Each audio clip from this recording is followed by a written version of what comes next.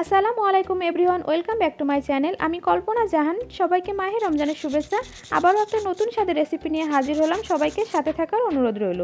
আজকে আমি বানাবো 2টা আলু দিয়ে খুব সহজ একটা নাস্তা রেসিপি। দেখুন কিভাবে বানাই সেটা আপনাদের সাথে শেয়ার করব। এখানে আমি 2টা আলু সিদ্ধ নিয়েছি, কিছু শুকনো মরিচ দিয়ে দিচ্ছি, আর কিছু বেরেস্তা দিয়ে দিচ্ছি, 1 চামচ লবণ, হাফ চামচ চাট মশলা, হাফ চামচ জিরা গুঁড়া আর সামান্য একটু বেকিং সোডা। এখন খুব ভালো করে এগুলো আমি একটু হাত দিয়ে মথে নিব।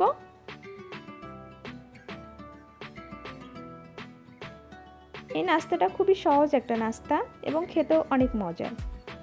আর দিয়ে দিচ্ছি 1 টেবিল চামচ সরিষার তেল। এখন ভালো করে আমি এটা মাখিয়ে নিব। সব শেষে দিয়ে দিচ্ছি কিছু ধনিয়া পাতা কুচি। দেখুন এটা আমার মাখা হয়ে গেছে। এখন আমি হাতে একটু তেল লাগাই নিয়েছি।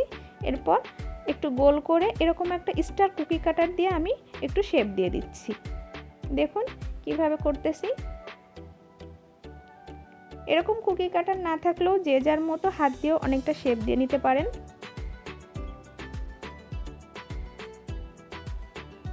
এই যে দেখুন কত সুন্দর একটা শেপ হয়ে গেছে, পুরো স্টার। আমি সেম ভাবে আরো একটা দেখিয়ে দিচ্ছি। এই যে আমি সেম ভাবে সমস্ত নাস্তাগুলো এভাবে রেডি করে নিয়েছি।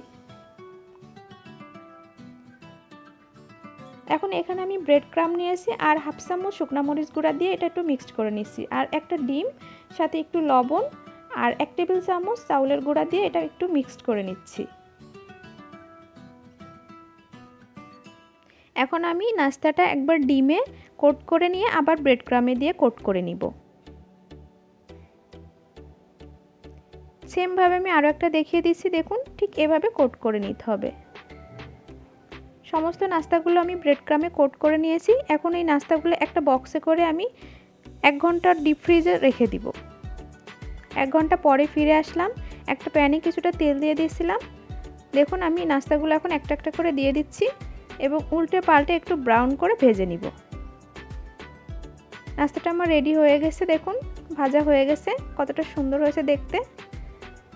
দেখুন কতটা সুন্দর হয়েছে দেখতে। আমি একটা ভেঙে দেখাচ্ছি।